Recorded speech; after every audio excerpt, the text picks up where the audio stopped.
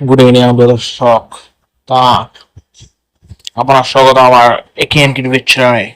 তো বিনা সময় ভিডিওটা শুরু করা যাক। কুসুম ধারাবাহিকে দেখা যাচ্ছে যে কুসুম দেবীমার ঘরে গিয়ে দেবীমাকে হাত জোর করে বলছে যে আমি আমার দেবীমাকে ঠকাতে আমার কল্পনাই করতে পারিনি যে আমি আমার দেবীমাকে ঠকাবো।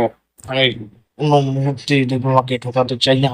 তাই আপনি যদি আমার কথাটি একটু বুঝে নেন। যখনই দেবীমাও সেখানে ছিল, দেবীমাও তার কথাগুলো শুনছিল খুব মন খারাপ করে। তারপর যখন সে বলে যে মাথা কুসুম বলো যে আমি আপনি যদি আমার কথাটা একটু বুঝুন। তারপর যখনই সে স্পর্শ করতে যায় তখনই দেবী মা রেগে উঠে বলে যে তুমি কোন সাহসে আমাকে স্পর্শ করেছো। তখন সে দেবী মা কুসুমকে থাপ্পড় মারতে যাও, তখন দেবী মা হাতটি কে জানি ধরে নেয়।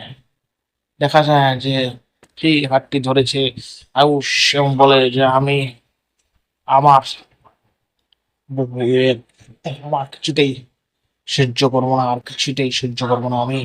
তাই সে ঢাল হয়ে দাঁড়ায় কুসুমের আগে। এবং নেক্সট পর্বে কি দেখা যাবে সেটাই খুব দেখার বিষয়। ভিডিওটি যদি ভালো লাগে একটা লাইক শেয়ার করে দেবেন আপনাদের ফ্রেন্ডের সাথে, এবং মন করে জানাবেন আপনার আগে যে আপনাদের ভিডিওটি কেমন লেগেছে। নেক্সট পর্বে দেখা হবে আপনাদের। ও, সাবস্ক্রাইব করে আপনি যদি আমার চ্যানেল নতুন আসেন তাহলে সাবস্ক্রাইব করে বেল আইকনে প্রেস, যাতে আমি কোনো ভিডিও তাহলে আপনাদের কাছে বুঝে যায়।